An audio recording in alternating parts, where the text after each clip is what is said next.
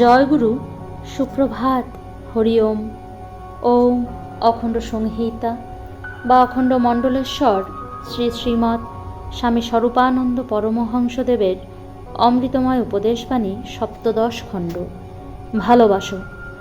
তোমরা যে পরস্পর পরস্পরকে সহিতে পারিতেছ না, তোমরা যে এক সহকর্মী অন্য সহকর্মীকে সরল সহজভাবে উদার অন্তঃকরণে গ্রহণ করিয়া নিতে পারিতেছ না, তোমাদের যে একের প্রতি অপরের বাহ্য বিনয় বিদ্যমান থাকিলেও অন্তরের সহানুভূতি মোটেই নাই, ইহার প্রকৃত কারণটি কি জানো?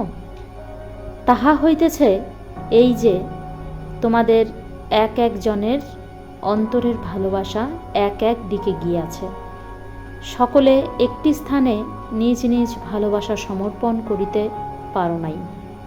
যাহাদের ভালোবাসা এককে অর্পিত হইয়াছে, তাহারা কখনো পরস্পর পরস্পরকে অসহিষ্ণুতার দৃষ্টিতে দেখিতে পারে না।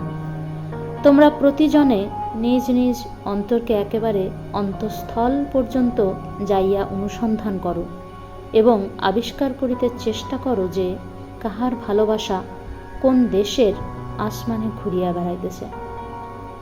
আকাশে নয়, পাতালে নয়, তোমাদের সকলের ভালোবাসার পরম বস্তুটিকে এই মাটির পৃথিবীর বুকের উপরেই খুঁজিয়া বাহির করিতে হইবে, খুঁজিয়া বাহির করিতে হইবে।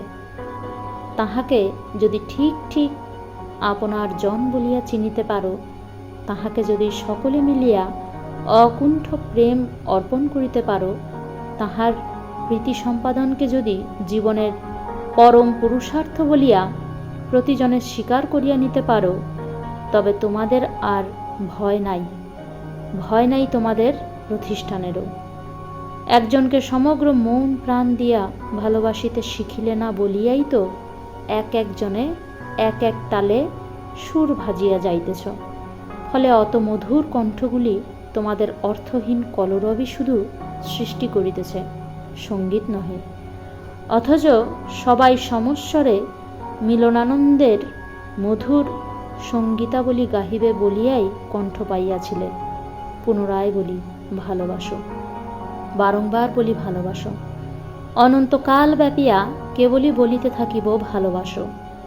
ওই একজনকে ভালোবাসিলেই সকলের প্রতি ভালোবাসা উচ্চারিত হইবে। আর ভালোবাসার মতন ঐক্য বিধায়ক মহাবস্তু ত্রিজগতে আর কিছুই নাই। হরি ওম।